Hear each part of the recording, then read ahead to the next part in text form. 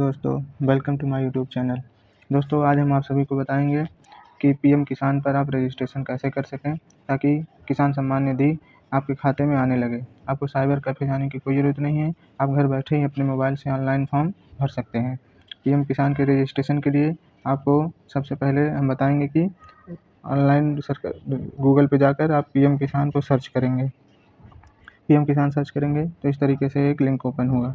आप देखेंगे कि यहाँ पर आप जब पीएम किसान पर क्लिक करेंगे तो आपका पीएम किसान का वेबसाइट खुल जाता है। इसमें आप ऑनलाइन रजिस्ट्रेशन कर सकते हैं ताकि किसान सम्मान निधि आपके अकाउंट में सीधा आ सके। आपको साइबर कैफ़े से रजिस्ट्रेशन कराने की कोई ज़रूरत नहीं है। आप खुद से ही फॉर्म भर सकते हैं। तो सबसे पहले देखेंगे दोस्तों, यहाँ पर आपको अगर अभी तक आप अप्लाई नहीं किए हैं तो सबसे पहले आप यहाँ पर न्यू फार्मर रजिस्ट्रेशन पर क्लिक करेंगे। यहाँ पर क्लिक करेंगे तो दोस्तों इस तरीके से लिंक ओपन होगा। यहाँ पर पूछा जाएगा कि जो आप रजिस्ट्रेशन कर रहे हैं फार्मर, रूरल से बिलोंग करते हैं अर्बन से, और ग्रामीण से आते हैं या शहरी से आते हैं शहर से। तो यहाँ पर अगर आप रूरल से आते हैं, ग्रामीण से आते हैं तो आप यहाँ पर रूरल सेलेक्ट करेंगे, नहीं तो अर्बन। तो सबसे पहले दोस्तों यहाँ पर देखेंगे रजिस्ट्रेशन के लिए आपको अपना आधार नंबर डालना है।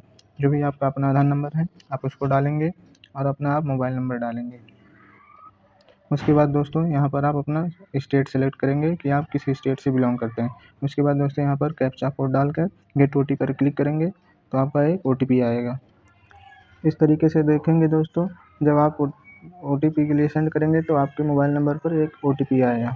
अब उस ओटीपी को यहाँ पर डालेंगे और कैप्चा कोड डालकर सबमिट करेंगे।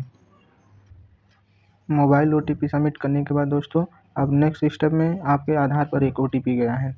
जो आधार पर ओटीपी गया है आप उसको यहाँ पर सबमिट डालेंगे और यहाँ पर वेरीफाई आधार पर क्लिक करेंगे, कैप्चा कोड फिर से री एंटर करके, तो आपका आधार वेरीफाई हो जाएगा। देखिए दोस्तों, आधार कार्ड का ओटीपी डालने के बाद जैसे ही आप वेरीफाई आधार पर क्लिक करेंगे आपका एक नया टैब खुल जाएगा। एक नया पेज ओपन होने के बाद यहाँ पर दोस्तों देखेंगे आपका स्टेट दिखाई दे रहा है। उसके बाद दोस्तों यहाँ पर आपका डिस्ट्रिक्ट पूछा गया है। जो भी डिस्ट्रिक्ट है आप अपना यहाँ पर डिस्ट्रिक्ट सेलेक्ट करेंगे। उसके बाद दोस्तों यहाँ पर आपका सब डिस्ट्रिक्ट पूछा गया है कि आपका सब डिस्ट्रिक्ट क्या है, उसको सेलेक्ट करेंगे। फिर यहाँ पर दोस्तों आपका ब्लॉक पूछा गया है, जो भी ब्लॉक है आप उसको ब्लॉक सेलेक्ट करेंगे। और आप फिर यहाँ पर आपका विलेज पूछा गया है, जो भी आपका विलेज है आप उसको सेलेक्ट करेंगे। इसके बाद देखेंगे दोस्तों आगे आपसे फार्मर आईडी के लिए पूछा गया है।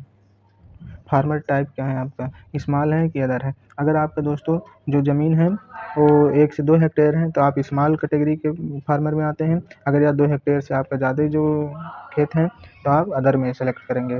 तो दोस्तों हमारा यहाँ पर 1 से 2 हेक्टेयर के ही बीच में है तो यहाँ पर स्मॉल कैटेगरी का सेलेक्ट करेंगे। यहाँ पर देखिए दोस्तों आपका आधार कार्ड आ रहा है, आपका यहाँ पर सब दोस्तों डिटेल आएगा। इसके बाद देखेंगे आगे दोस्तों आपको यहाँ पूछा गया है कि जो आपका लैंड ओनरशिप है कैसा है, जॉइंट है कि कैसा है। अगर आपका सिंगल है, उसमें किसी और का नहीं है तो यहाँ पर सिंगल सेलेक्ट करेंगे। अगर उसमें किसी का और नाम है तो यहाँ पर जॉइंट सेलेक्ट करेंगे। इसके पहले देखेंगे दोस्तों आपके लिए यहाँ पर लैंड रजिस्ट्रेशन आईडी के लिए पूछा गया है।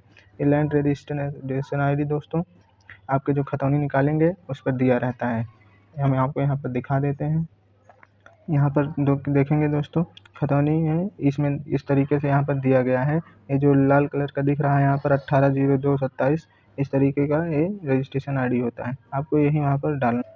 इसके बाद देखेंगे दोस्तों यहाँ पर पूछा गया है एक्सेप्टेंस फॉर पीएम किसान मानधन योजना, आप इसके लिए अप्लाई करना चाहते हैं। ये दोस्तों एक स्कीम होता है जिसमें आपको कुछ प्रीमियम देना होता है, तो उसके लिए आप इस योजना में रजिस्ट्रेशन कर सकते हैं। तो देखिए दोस्तों यहाँ पर आप नो ही सेलेक्ट करिए क्योंकि उसके लिए आपको प्रीमियम देना पड़ेगा और सब बहुत चीज़ें होंगी। तो यहाँ पर आप नो सेलेक्ट करिए, यहाँ पर कोई दिक्कत नहीं होगी। इसके आगे दोस्तों देखेंगे यहाँ पर जॉइंट, अगर आपका है तो जॉइंट सेलेक्ट करेंगे। अगर आपका खेत सिंगल आप ही के नाम है केवल तो आप सिंगल सेलेक्ट करेंगे। उसके बाद देखेंगे दोस्तों यहाँ पर आपके पूरे लैंड का जो भी डिटेल भरना है उसको यहाँ पर पूछा गया है। तो यहाँ पर ऐड पर क्लिक करेंगे तो आपका इस तरीके से एक नया पेज दिखेगा। यहाँ पर पूछा गया है खाता संख्या कितना है, तो यहाँ पर आपके जो खतौनी निकालेंगे उसमें खाता संख्या दिया रहता है, आप यहाँ पर खाता संख्या भरेंगे। फिर उसके बाद दोस्तों यहाँ पर खसरा नंबर पूछा गया है, सर्वे या खसरा नंबर जो है उस पर यहाँ पूछा गया। ये भी दोस्तों जो खतौनी निकालेंगे उस पर लिखा रहेगा कि क्या खसरा संख्या खाता संख्या कितना है। इसके बाद दोस्तों यहाँ पर एरिया पूछा है कि आपका कितने खेत हैं। जो भी है दोस्तों आपका जैसे 1 बीघा 2 बीघा है जो भी है आप उसको हेक्टेयर में कन्वर्ट करके यहाँ पर वो हेक्टेयर डालेंगे कि कितना हेक्टेयर एरिया है। उसके बाद देखेंगे लैंड ट्रांसफ़र स्टेटस पूछा गया है कि जो आपने जो लैंड ट्रांसफ़र लिए हैं आपके नाम है वो 1/2/2019 के पहले से हैं आपके नाम पर या 1/2/2019 के बाद हैं। अगर आप 2019 के पहले से हैं तो बिफोर पर सेलेक्ट करेंगे, या आपके नाम पे जो ज़मीन है 2019 के बाद हुआ है तो यहाँ पर आप 2019 आफ्टर सेलेक्ट करेंगे। दोस्तों हमारा यहाँ आफ्टर है, 2019 के बाद का है तो यहाँ पर हम आफ्टर ही सेलेक्ट करेंगे। उसके बाद यहाँ पर पूछा गया लैंड ट्रांसफ़र डिटेल कि आपके नाम पर ये जो ज़मीन हुई है ये कैसे हुआ है कि डेथ ऑफ हस्बैंड के डेथ होने पर, डेथ ऑफ फादर के डेथ होने पर, विरासत में मिला है, जैसे आपके बाबा का था फिर पापा को हुआ फिर आपका हो गया, इस तरीके से विरासत में मिला है कि आप परचेज किए हैं या किसी ने गिफ्ट किया है या लैंड ग्रांड अलॉटेड है। तो इस तरीके से अगर आप परचेज किए हैं तो यहाँ पर परचेज को सेलेक्ट करेंगे।